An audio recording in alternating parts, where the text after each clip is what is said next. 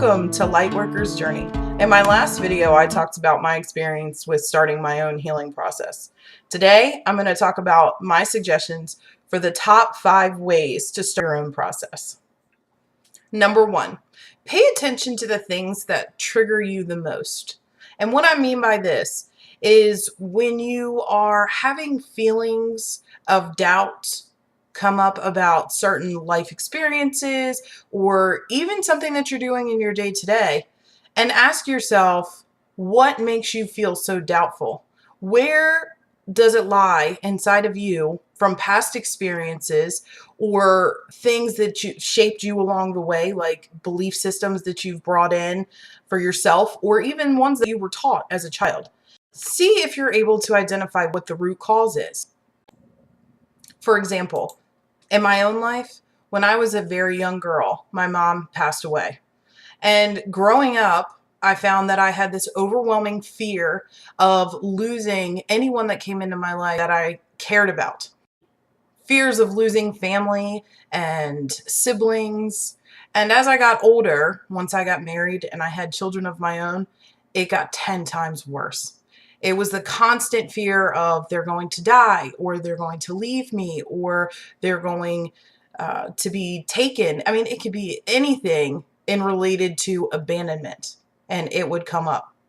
And once I was able to identify that, I was able to realize that that stemmed from my early childhood of losing my mom. And I allowed myself to go through the notions of working through what that meant for me as a young child. And I was able to realize and acknowledge to myself that this was something that was in the past and it no longer has to affect me in my present. Number 2, books. I love books. And I never used to be such a big reader, but the reason that I really like books, and this is one of my favorite, is because it's tangible, it's physical. You're able to hold it in your hand. And when you go to search for a book, I recommend going to places you might not think of off the top.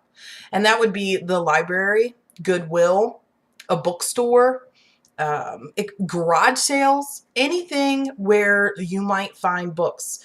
And I bet when you do that, you will find that you will pick up the best one suited for you in that time intuitively.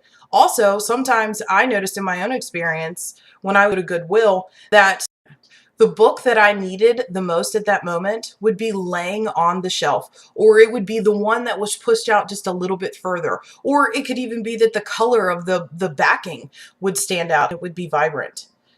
When you're searching for the answers, Spirit and the universe will always deliver. Number 3, ask your team for guidance.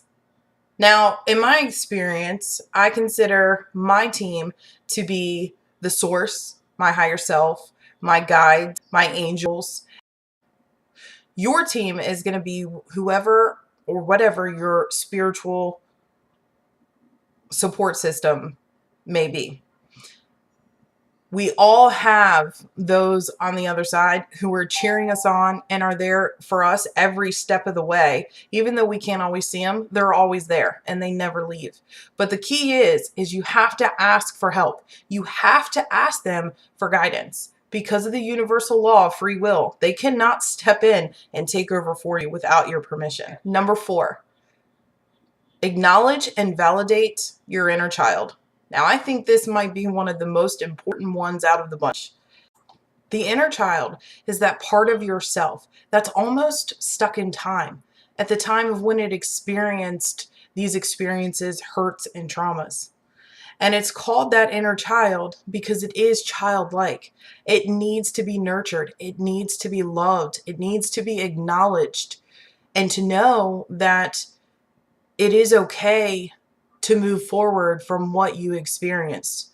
You are older now, and with being older, you've gained a lot of wisdom. You're also in control of your own life at this point, and you can make better decisions for yourself. You can protect your heart, and you can move forward. But the biggest thing here is compassion. Compassion is key.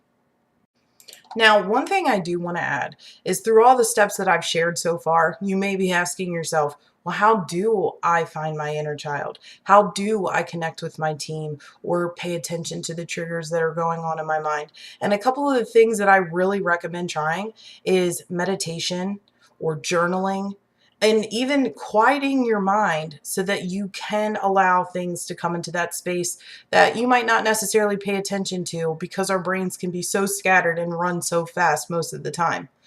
Also, it is good to take that time when you are able to try and quiet your mind and ask yourself questions. Ask your higher self questions like, where does this abandonment stem from? Or why am I so angry all the time? And listen for the answer. Now, in the beginning, you're probably going to second guess yourself or second guess the answers that come through, but don't. Write it down. Write it down each and every time that you do this, along with your journaling and along with your meditation, and then go back and look and see if you're able to find patterns of behavior or things that link up, and you're like, okay, this makes sense. Now this is connecting here and this is connecting there. And these things together, you'll be able to find answers that you didn't think you had. Now, in the beginning, it can be hard to not second guess yourself with the information that's coming through. And if that is the case and you need more validation, you can always ask your team or ask the universe to send you with information. Number 5. Accept that this is a process. You don't want to medicate yourself. You want to heal yourself. You need to allow to give yourself time and space to do this. And I just want to add that it is okay to ask for help. There are going to be times throughout your spiritual awakening and your healing process where you're going to need to lean on friends, family, and sometimes even a professional, and that's okay.